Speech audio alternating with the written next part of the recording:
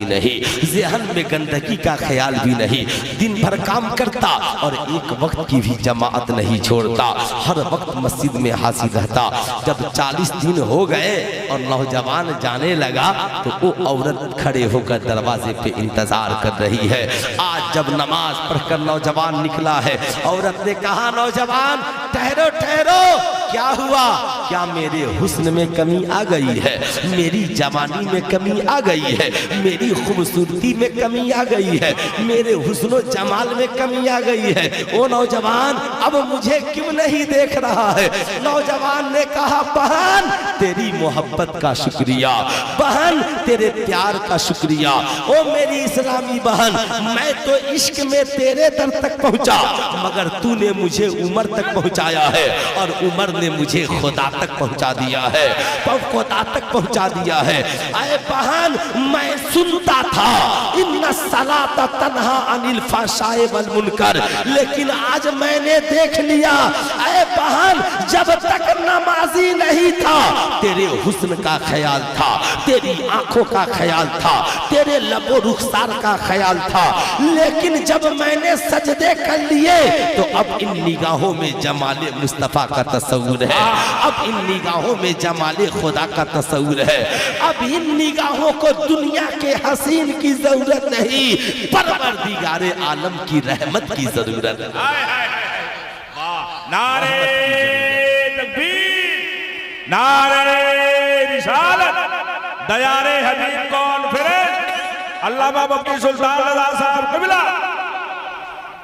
साहबों याद रखिएगा, इसलिए इस्लाम की मुकद्दस बहनों, कल होकर कोई आवारा लड़का कॉलेज की दुनिया में तेरी कलाई पकड़ता है और पकड़ के कहता है मैं तुझे गर्लफ्रेंड बनाना चाहता हूँ, उस जालिम से कहना, सुन तू मेरी कलाई पकड़ रहा है और देख तेरी बहन की कलाई फला ने पकड़ ली है। कहेगा किसकी हिम्मत है जो कॉलेज में मेरी बहन की कलाई पकड़ ले? मुड़कर कहना, जालिम, जब तेरी बहन की कोई कलाई पकड़े तो तुझे अच्छा नहीं लगता। नारे तकबीर, नारे रिसालत, उलमाए अहले सुन्नत, मसलके आला हजरत, दयारे हबीब कॉन्फ्रेंस। दरूद शरीफ पढ़े, अल्लाहुम्मा सल्ली अला सय्यदना शफीना हबीबना मौलाना मुहम्मद मादल जूद वल करम मंबई इल्म वल हिल्म वल कम बारिक वसल्लम सल्लु अलैहि सलातन व सलामन अलैका या रसूलल्लाह सल्लल्लाहु ताला अलैहि वसल्लम। उससे कहना, ओ जालिम, जब तेरी बहन की कोई कलाई पकड़ ले तो तुझे अच्छा नहीं लगता, लेकिन ऐसे ही जब मेरी कलाई तू पकड़ेगा तो मेरे भाई को भी अच्छा नहीं लगेगा, मेरी बहन, मेरे बाप को भी अच्छा नहीं लगेगा, मेरी माँ को भी अच्छा नहीं लगेगा। याद रखना इस्लाम की मुकद्दस बेटियों, तेरी शादी और तेरा निकाह एक ईमान वाले लड़के से ही हो सकता है, इसलिए किसी काफिर के साथ भाग के शादियां न करना, किसी आवारा के साथ भाग कर निकाह न करना। याद रखना, अगर भाग कर चली भी गई और तेरे आशिक ने तुझे अपना भी लिया तो सोच बाद वाली जिंदगी तेरी कितनी जिल्लत भरी जिंदगी होगी, जब तेरी सास गैरों से कहेगी ये मेरी वो बहू है जिसने भागकर मेरे बेटे से शादी की थी। पता कितनी जिल्लत होगी जब तू अपने घर में आएगी, तेरे मैके के लोग कहेंगे फला की बेटी ने भागकर रिश्ता कर लिया है। सोच शादी के बाद तेरा जो अंजाम होगा, तेरी गोद में तेरे छोटे छोटे बच्चे आएंगे, जब वो बड़े होंगे कहीं समाज में कोई उनसे कहेगा कि इसके माँ बाप ने तो लव मैरिज किया था, भागकर शादियां की थी। बता उस दिन तेरे बच्चों के सामने कितनी रुसवाई होगी, उस दिन तेरे रिश्तेदारों के सामने कितनी रुसवाई होगी। इसलिए इस्लाम रुसवाई से बचाना चाहता है। अगर कोई तुझे लड़का पसंद ही है तो ईमान वाले को पसंद कर और अपने माँ बाप से खुल के कह दे। हमारी भी जिम्मेदारी बनती है, हम जहाँ लड़कों से पूछते हैं तू रिश्ता कहाँ करना चाहता है, वहीं लड़कियों को भी इस्लाम ने हक दिया है, उनसे भी पूछिए कि तू रिश्ता कहाँ करना चाहता है। कहाँ करना चाहती है साहिबों। इसलिए याद रखना, ये चंद रोजा जवानी खत्म हो जाएगी, ये हुस्न जमाल खत्म हो जाएंगे साहिबों। ये जवानी और ये जिंदगी खत्म होने के लिए है। हमेशा की जो जिंदगी है वो कब्र मरने के बाद हमेशा की जिंदगी मिलने वाली है। उस जिंदगी को हसीन बनाइए, उस जिंदगी को आसान बनाइए। मैं ये अर्ज कर रहा था, हम चादरें चढ़ाने वाले तो हैं, मगर गरीब नवाज के किरदार को कब अपनाएंगे। ख्वाजा गरीब नवाज के वालिद गिरामी बावजू होकर माँ के पास जाते, माँ का मुसल्ला बिछाते, माँ को खुश करते, राजी करते, मस्जिद को निकल जाते। एक रोज दोस्तों ने कलाइयाँ पकड़ ली, कहा ए गयासुद्दीन कहाँ जा रहे हो? तो बताओ, हम तो वजू करके सीधे मस्जिद को जाते हैं, तुम वजू करके पहले माँ के पास जाते हो, बताओ बात क्या है, बताओ राज क्या है? ख्वाजा गयासुद्दीन हसन मुस्कुराते हैं, कहते हैं साथियों जानना चाहते हो, दोस्तों पूछना चाहते हो? कहा हाँ हाँ पूछना चाहते हैं। कहा जानना चाहते हो तो सुनो, मैंने मुस्तफा जाने रहमत सल्लल्लाहु अलैहि वसल्लम की एक हदीस का हमने मुताला किया है। कहा कौन सी हदीस? कहा आका फरमाते हैं जिससे उसके माँ बाप राजी नहीं होते उससे अल्लाह और उसका रसूल भी राजी। बोलिए अल्लाह उसका रसूल भी राजी नहीं होता। जब से मैंने इस हदीस का मुताला किया है, जब आजान होती है तो फिर मैं सोचता हूँ खुदा की बारगाह में जाना है, सजदा भी करना है, नबी पे दुरूद भी पढ़नी है, बुजुर्गों पे सलाम भी पढ़ना है। इसलिए मैं सोचता हूँ पहले माँ बाप को राजी कर लो। जब मेरी माँ मुझसे राजी हो जाएगी फिर मैं मस्जिद को जाऊंगा, सजदा करूंगा, खुदा राजी हो जाएगा, दुरूद पढ़ूंगा, मुस्तफा राजी हो जाएंगे, सलाम पढ़ूंगा, सारे औलिया राजी हो जाएंगे। लेकिन शर्त यह है पहले माँ को राजी कर ले, पहले बाप को राजी कर ले।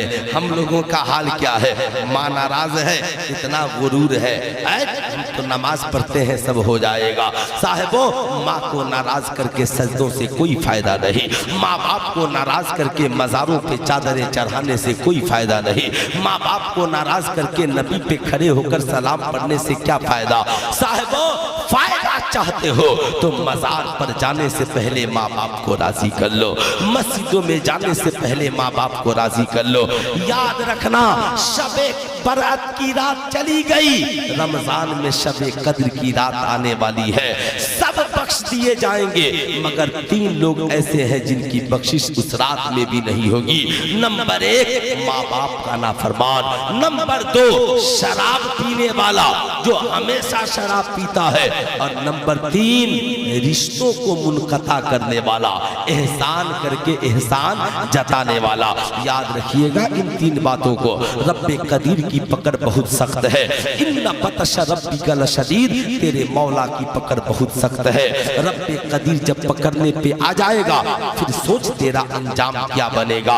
अल्लाह अल्लाह मेराज की शब है, आमिना के लाल शबे मेराज के दूल्हा बनकर गए हैं। मेरे इमाम ने यूं लिखा, वो सरवरे किश्वरे रिसालत जो अर्श पे जलवागर हुए थे, नए निराले तरफ के सामा अरब के मेहमान के लिए थे। जब नबी खुदा का मेहमान बनकर गए, बताओ कमी किस चीज की होगी। सिदरा के मकीन है, जिब्रील अमीन है। अल्लामा अब्दुल मुस्तफा आजमी ने अपनी किताब सीरत मुस्तफा में भी इस वाक़े को नकल किया है। कहते हैं जिब्रील अमीन 2 प्याला नबी के सामने लेकर के आए। नूरी तश्त है, नूरी तश्त में 2 प्याला है, एक प्याले में दूध है और एक प्याले में शराब है।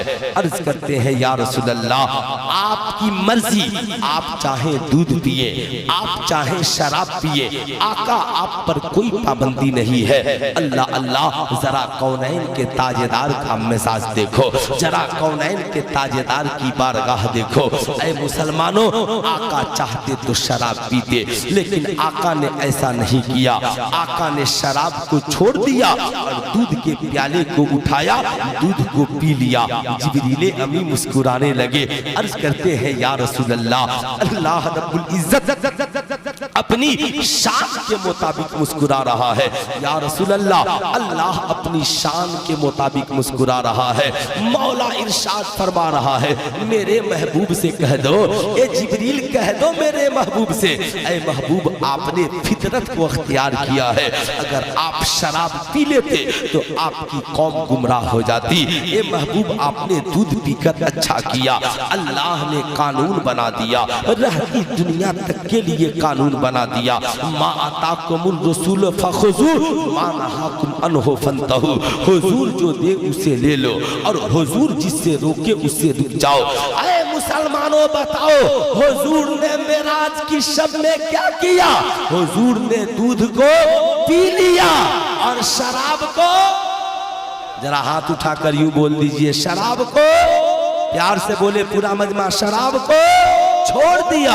नबी ने दूध को पिया और शराब को छोड़ दिया। आका ने कानून बन गया, कहा जो नबी ने पिया उसे मुसलमान पिएंगे, जिसे नबी ने छोड़ दिया उसे मुसलमान नहीं पिएंगे।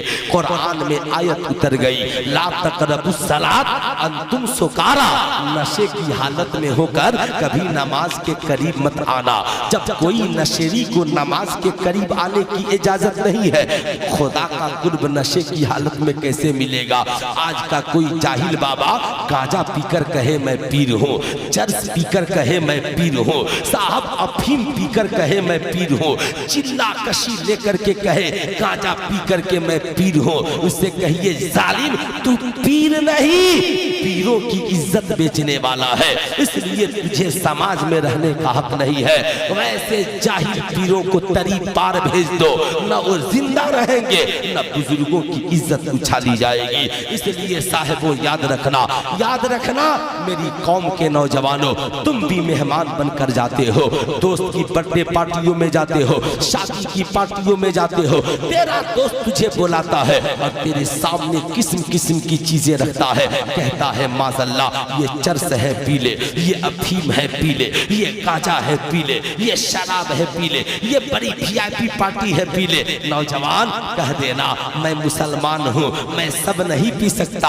पूछेगा फिर क्या पी सकते हो? कहा वो पीऊंगा जो मेरे नबी ने पिया है, वो नहीं पीऊंगा जो मेरे नबी ने नहीं पिया है। कहेगा क्या पियोगे? कह देना दूध पिलाओ पी लूंगा, मेरे नबी ने पिया है। पानी पिलाओ पी लूंगा, नबी ने पिया है। शहद पिलाओ पी लूंगा, नबी ने पिया है। शरबत पिलाओ पी लूंगा, नबी ने पिया है। घी पिलाओ पी लूंगा, नबी ने पिया है। कहा शराब, कहा शराब नहीं पी सकता। कहेगा 50 रुपए का दूध पीने को तैयार हो, 20 रुपए का मिनरल वाटर पीने को तैयार हो, मगर ये 5000 की शराब की बोतल, अरे मेरी दोस्ती का वास्ता, एक घोट पी ले। कह देना ओ दोस्त मैं तेरा दोस्त बाद में हूँ और आमिना के लाल मुस्तफा जाने रहमत का गुलाम पहले हो, गुलाम पहले हो। नारे तकबीर, नारे रिसालत, दयारे हबीब कॉन्फ्रेंस, मुफ्ती सुल्तान रज़ा साहब क़िबला। साहबों मैं कभी मजमा देखकर तकरीर नहीं करता, मैं एक तहरीक के तहत तकरीर करता हूँ। ये 100 लोग ही अगर 500 लोगों तक मेरी बात पहुँचा दिए, कसम खुदा की मेरा आना वसूल हो जाएगा।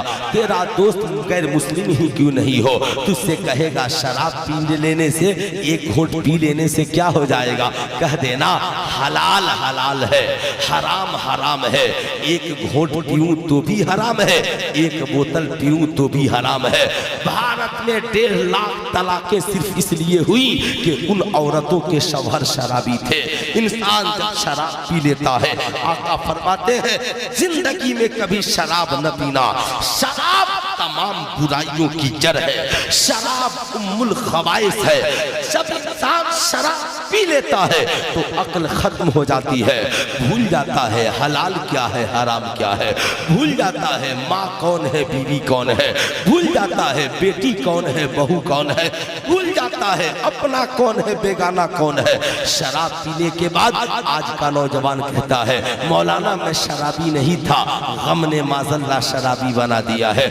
मौलाना मैं शराबी नहीं था, बीवी से झगड़ा हो गया, टेंशन खत्म करने के लिए मैंने शराब पी ली है।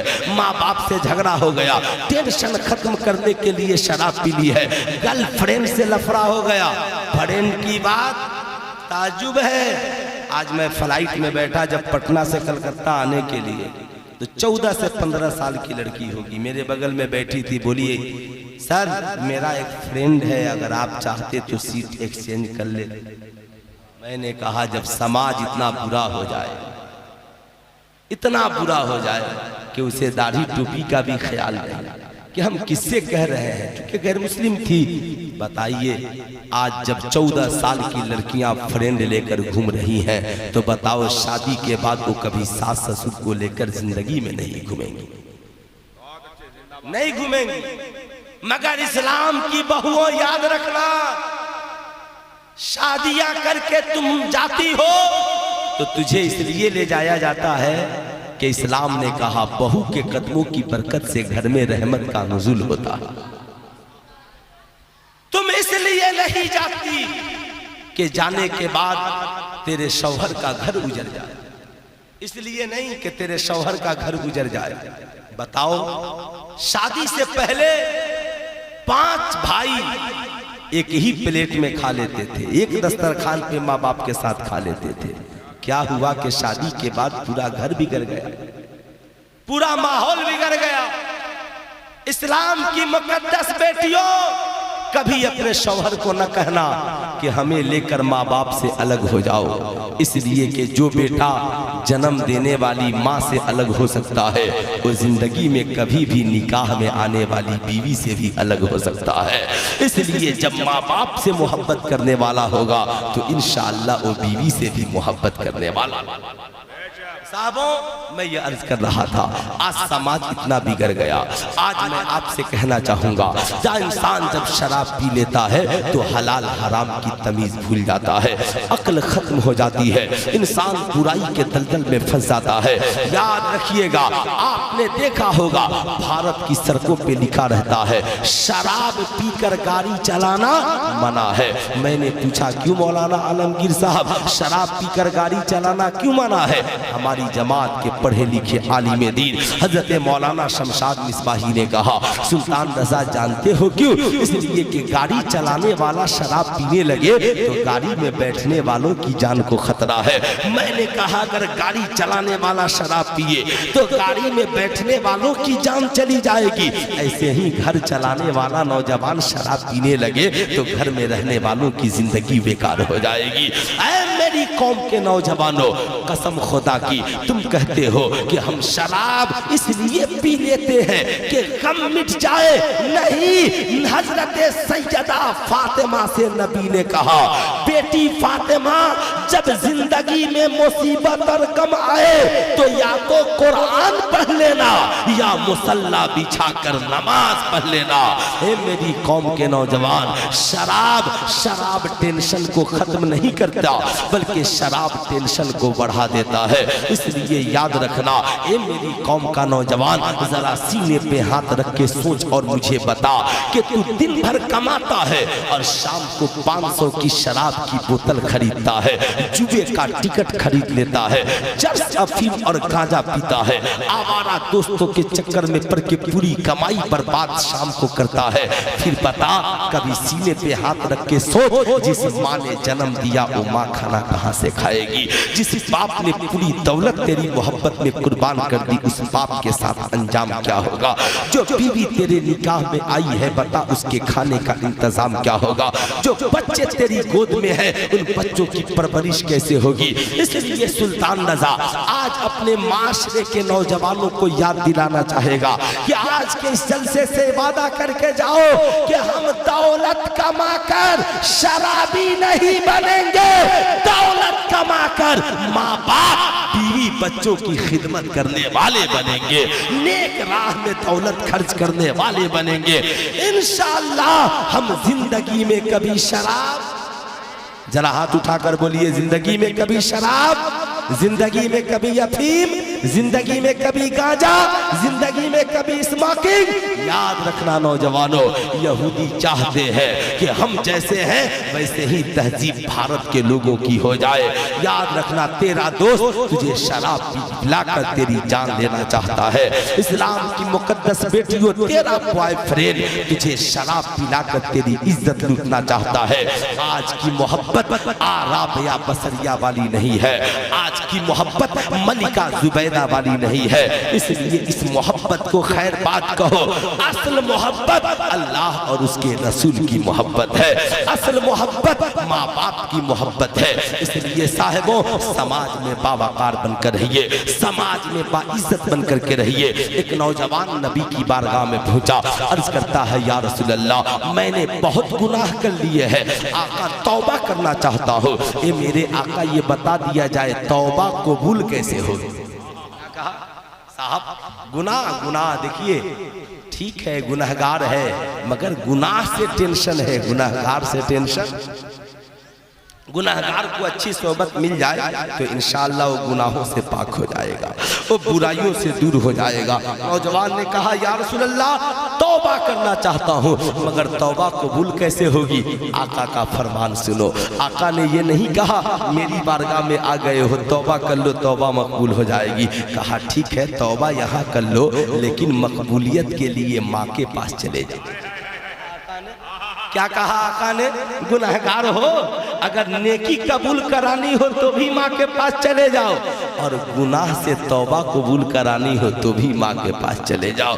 कहा जा माँ की खिदमत करना और माँ से कहना दुआ कर दे, माँ दुआ कर देगी, तेरी तौबा कबूल हो जाएगी। कहा या रसूल अल्लाह, माँ दुनिया में नहीं है। आका ने कहा खाला तो होगी। क्या कहा आका ने? खाला तो होगी। ऐसे ही जोड़ते जाओ, खाला नहीं है तो बहन तो होगी, बहन नहीं है तो बेटी तो होगी।